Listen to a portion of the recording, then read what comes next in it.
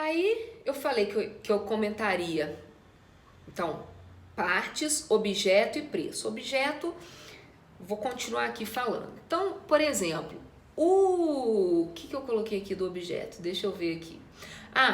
O Venosa, diante do princípio da boa-fé objetiva, recomenda que no momento da realização do contrato de venda sob encomenda, o vendedor já tenha a coisa à sua disposição. Por quê? Não é? Porque pode ser, se for um contrato comutativo, se a coisa não vier a existir, não há que se falar em aperfeiçoamento do contrato. Beleza? Bom, a remuneração, né, o preço, isso aqui é importante. Pelo seguinte aspecto, tá? A remuneração deve ser certa e determinada em moeda nacional e corrente pelo valor nominal.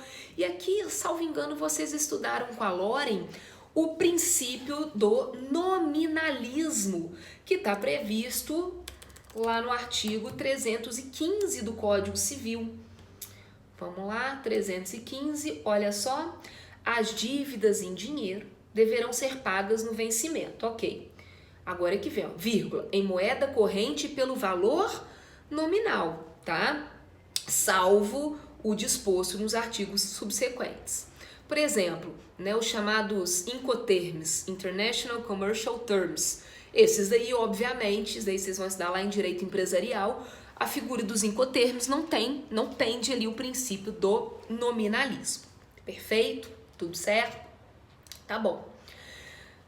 Me explica um pouco o que o código vem traçando a respeito do preço, pelo seguinte aspecto. Vamos lá, 487. Olha só o que diz.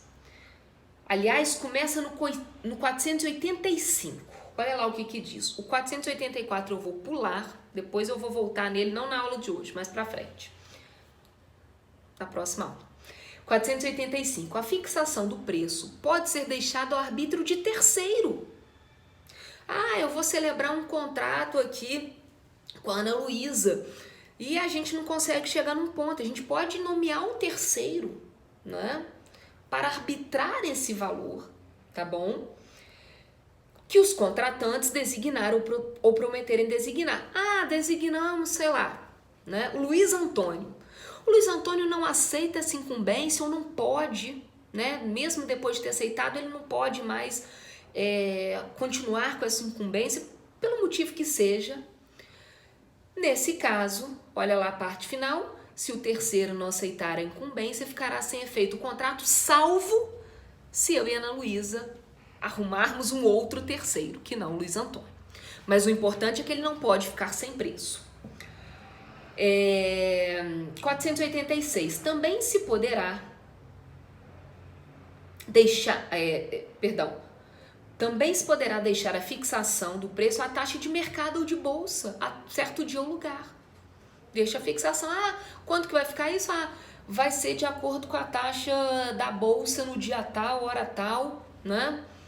Que seja, tá? Isso também não deixa de ser aleatório, né? Porque a gente não sabe quanto que vai ser o preço no final.